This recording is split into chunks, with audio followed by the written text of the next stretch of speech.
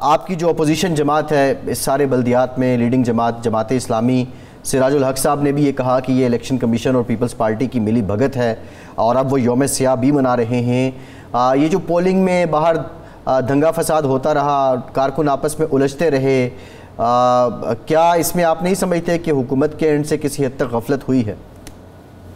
नहीं देखें, जो दंगा फसाद की बात करते हैं, अगर कल रात की आपने प्रेस कॉन्फ्रेंस सुनी हो हाफिज नईमुर रहमान साहब की, तो उसमें उन्होंने बाकायदा थ्रेट्स किए थे और उनकी उस नब्बो लेवे से लग रहा था कि वो चाहते हैं कि सूरत खराब हो।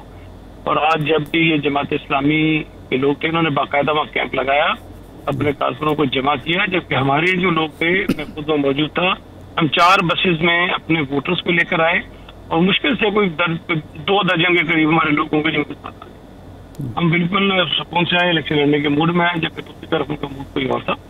और पत्थर भी बाकायदा वो जो बैग्स पे लेके फिरते हैं, जो बैग होता है लगाते हैं पीछे, उस किस्म के बैग्स में उन्होंने पत्थर लगाए थे, मगर वहाँ पत्थर भी नहीं होते, तो उन्होंने आते ही मारा शुरू किया और हंगामा किया उन्होंने, लेकिन थोड़ी देर की चीजें काबू में आ गई थी। तो इसमें हुकूमत ने तो कंट्रोल कर लिया था, लेकिन अगर कोई पत्थर लेकर मारना शुरू कर दे, पत्थर तो मारेगा, उसके बाद जब कंट्रोल उसको कर सकते हैं ना, वो चीजें तो कंट्रोल हो गई थी।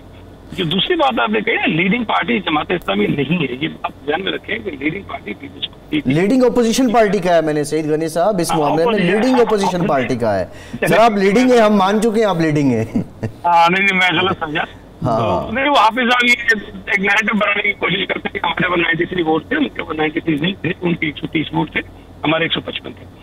अच्छा, आप जरा ये क्लियर कर दें, सईद गनी साहब ये बताएं, सईद गनी साहब ये बताएं कि एक तो टोटल वोट कितना मिले जनाब मुर्तज़ा वहाब साहब को? आपने 174 का अंदाज़ा बताया था, ये 174 से कम थे, ज़्यादा थे? एक बात। दूसरा ये है कि ये जो 31 या 33 सरकार नहीं आए, आना ऐवान में आना और वोट ना देना, ये तो काबिल फ़हम है, लेकिन ऐवान में ही ना पहुंच पाना, ये तो साफ लगता है कि किसी ने उनको रोका है, कोई ना कोई ऐसी बात हुई है, किसी वो दबाव का शिकार हुए हैं। देखिए, एक तो हमें पड़े 173 और एक वोट जो 174 में गिन रहा था, उसमें हमने वो टीएलपी का वोट काउंट किया था, लेकिन वो टीएलपी ने भी वोट कास्ट नहीं किया। अच्छा, तो वो आई नहीं, तो हमारे 173 हो गए जी। हाफिज साहब को पड़े 161 वोट, तो ये टोटल बन जाते हैं 334। अच्छा, 334 वोट जो है टोटल कास्ट हुए हैं, और जो मिसिंग है इसमें वो 32 वोट इसमें मिसिंग है जो नहीं कास्ट हुए जी। अब ये जो आप कह रहे हैं कि जी आए नहीं, तो मैं आपको याद कराऊं कि उन्होंने जो प्रेस कॉन्फ्रेंस की थी या किसी एक मीडिया के रिपोर्टर से उन्होंने बात की थी, फिर वो वीडियो जो आई उसमें वो कह रहे थे कि हम हाफिज नईमुर रहमान को वोट नहीं देंगे, और उनमें से कुछ लोगों ने कहा कि पीपल्स पार्टी भी हमारी मुखालिफ है और हमारी दुश्मन है, हम उसको भी वोट नहीं करेंगे। ये तो उन्होंने उसी दिन अपने इंटेंशन शो कर दिए थे कि वो आना नहीं चाहते। अच्छा, दूसरी बात जो आप कह रहे हैं कि जिन्हें किसी ने रखा हुआ था, दबाव के शिकार थे, तो कराची में आपके तमाम जो रिपोर्टर्स मुख्तलिफ चैनल्स के हैं उन्हें पता है, और कई उन्होंने बात भी की कि वो अपने फोन नंबर्स पर अवेलेबल थे और वो मुख्तलिफ चैनल से बातचीत भी करते रहे और उनको जो भी उनका नुक्ता नजर था वो बयान करते थे। एक बात देखें, मैं ये समझता हूँ बहुत ही शायद लोगों को बुरी लगे, लेकिन हकीकत ये है कि अगर मेरे वो पॉलिटिकल ओपोनेंट्स हैं और उनकी अगर कोई वीकनेस है तो उसका मुझे फायदा उठाने में कोई हर्ज नहीं, मैं उसका हक समझता हूँ कि अगर कोई वीकनेस है और उसका अगर हमें कोई एडवांटेज मिलता है तो हमें उसका एडवांटेज लेना चाहिए। यही सूरत हाल हुई है कि पीटीआई के जो लोग थे उन्होंने अपने मैसेजेस में, बल्कि बाद में आपके रिपोर्टर के पास उनके लिए उनकी लड़ाइयाँ होती रही है, मैसेज आते रहे, वॉइस नोट्स आते रहे, वो भी अगर ले ले तो आपको अंदाजा होगा कि उनके इश्यूज क्या थे। अब अगर जनवरी में इलेक्शन हुआ, जून में इलेक्शन, ये 6 महीने में पीटीआई ने अपने जो यूसी चेयरमैन मुंतखब हुए थे उनको एक इजलास में बुलाया गया, उनसे कोई कहीं बैठ के वो बात न करे। अब ये तो मतलब अजीब सी बात है ना। आप नहीं, वो तो जिन्होंने बात करनी थी अब वो पीटीआई में है ही नहीं ना सईद साहब।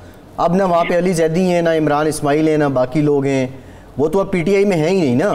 तो आपने ये जो पीटीआई तोड़फोड़ हुई है पीटीआई की, आपने उससे भी फायदा उठाया है?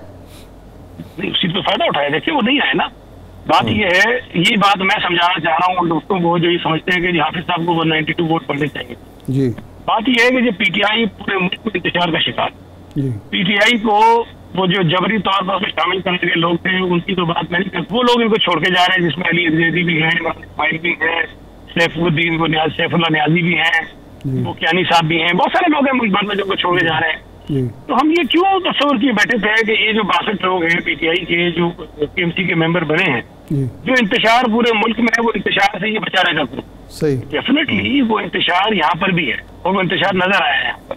अब अगर एक मुखालिफ पार्टी के अंदर इंतशार है और टूट फूट है और वो नुकसान किसी को पहुंच रहा है हमारे मुखालिफ को, तो कोई मुझसे क्यों तो करता है कि मैं उन 32 लोगों को पाबंद करूंगा कि वो आए और हाफिज नईम रहमान को वोट डालें। ये छुपे हुए कहीं नहीं थे, ये दबाव में कहीं नहीं थे। मैंने तो खुद बताया था कि जी मेरा इनसे रास्ता भी हुआ, मैं कई लोगों से मिला भी, मैंने इनसे वोट भी मांगा, लेकिन उन्होंने वोट देने से इनकार कर दिया था। लेकिन उनमें से कोई अगर ये कह जाए कि जी सही गनी ने वोट डाला, सही गनी ने धमकी दी, सही गनी ने पैसों की ऑफर की, तो फिर मैं गुनहगार हूँ। अच्छा सईद गनी साहब, ये फरमाएं कि अब इसमें तो कोई शक नहीं है कि 62 में से 30 या 32 उनके लोग हैं, 130 हाफिज नईम रहमान साहब के लोग हैं, ये नाराज़ हैं आपसे जिन वजूहात की बुनियाद पर हों, और यौम स्याह का ऐलान भी हुआ है। तो अब पीपल्स पार्टी उनको मनाने के लिए कोई मुज़ाकरात का रास्ता अख्तियार करेगी या यही समझेगी कि हमने जीतना था जीत लिया, अब उनकी मर्ज़ी, वो मुखालफत करते रहे, हमें कोई फ़र्क नहीं पड़ता। शहर की तरक्की के लिए, खुशहाली के लिए, आगे बढ़ने के लिए कोई मुज़ाकरात का रास्ता आप खोलेंगे, दरवाज़ा खोलेंगे? नहीं, मैं ये समझता हूँ कि ये हमारी जिम्मेदारी भी है। कराची बहुत बड़ा शहर है, कराची के लोगों के मसाइल अगर हमने हल करने हैं तो हम अगर लड़ाई करेंगे तो शायद हम अपना भी नुकसान करेंगे, शहर का जी।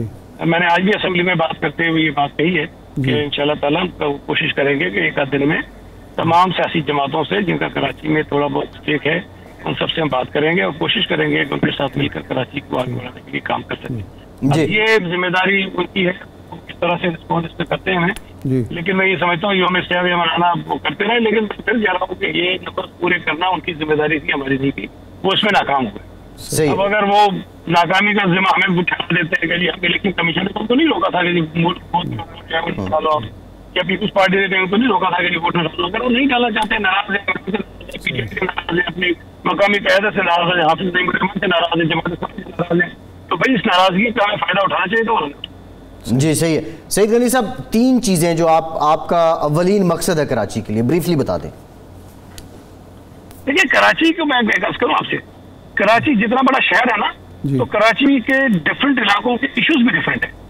ये बिल्कुल ये सदा होल कराची को मिलने के लिए एक मसला है, उसको हम रिजॉल्व करेंगे। हाँ, इंफ्रास्ट्रक्चर है, कहीं आपको बहुत अच्छा मिलेगा, कहीं आपको बहुत बुरा मिलेगा। पानी की प्रॉब्लम है, कहीं आपको पानी मिलेगा, कहीं आपको पानी नहीं मिलेगा। ट्रांसपोर्ट पर काम करने की जरूरत थी, जो मैं समझता हूँ कि हमने आगाज उसका कर दिया है और इंशाल्लाह ताला बहुत जल्द उसके अंदर काफी बेहतरी भी आ जाएगी। सफाई जो है उस पर सॉलिड वेस्ट मैनेजमेंट बोर्ड काफी बेहतर तरीके से काम कर रहा है, तो उसको मजीद इम्प्रूव करने की कोशिश करेंगे।